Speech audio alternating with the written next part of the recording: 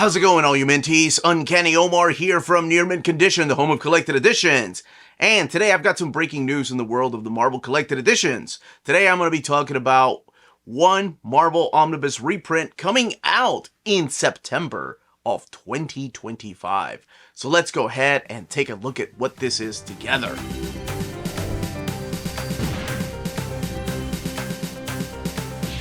This video is sponsored by Marvel Comics, so thank you so much to David Gabriel and the fine folks at Marvel for sending us advance notice of this omnibus reprint that is happening in September of 2025.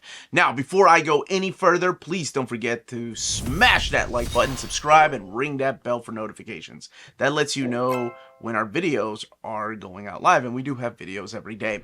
And a big thank you to all you wonderful folks that have shared our videos over the years on social media, on Reddit, on forums. Thank you all so much.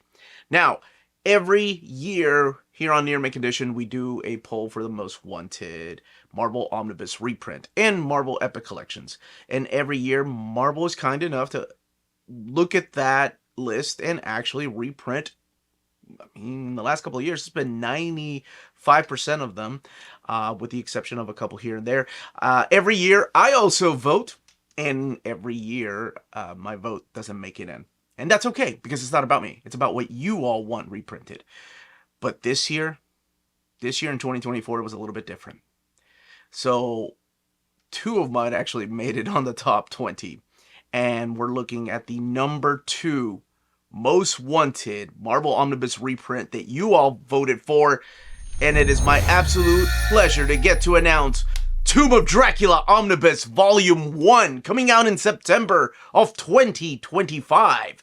So let's go ahead and take a look at the standard edition cover first. And your standard edition cover is supplied by the legendary Neil Adams, who actually supplied a lot of the covers, who actually did a lot of the early covers for this series.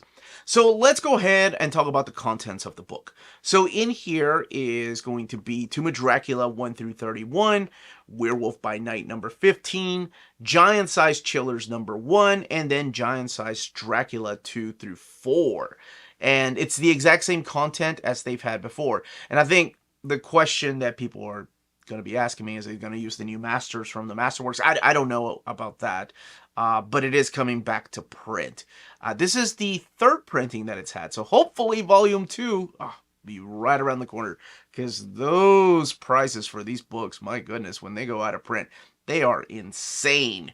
Now, in here, you are going to find the work of course, Marv Wolfman, but before him, it was Jerry Conway and Archie Goodwin.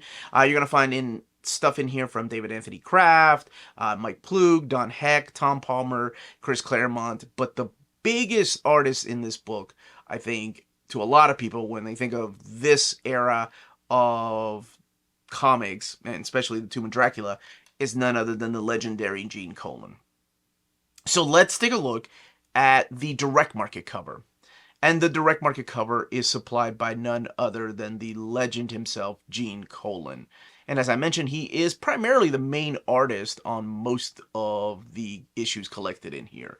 So how does a comic book like this even happen? We are really going to just focus on Dracula the entire time. If you've never read it, these are some of the best comics, especially when you have somebody like Marv Wolfman teaming up with Gene Colan. I think that team puts out some just, I don't know, magical is the best way I can describe it, type of comics. It went on for 70 issues, so yes, there is a total of 3 Omnis, one coming back to print. But you're not just seeing the story of Dracula. I think most people probably know this is also the first place where you see the character of Blade the Vampire Hunter.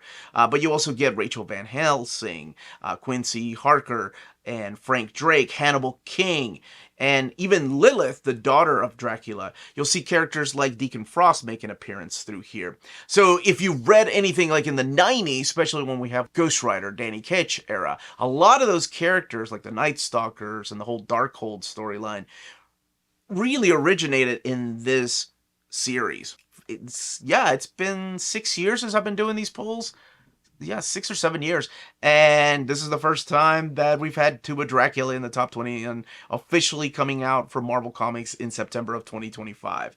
Now, Let me know what you think of the content. Let me know what you think of the covers in the comment section. Yeah, let me know if you're going to pick this up, if you missed out on it, if you can't wait to get it.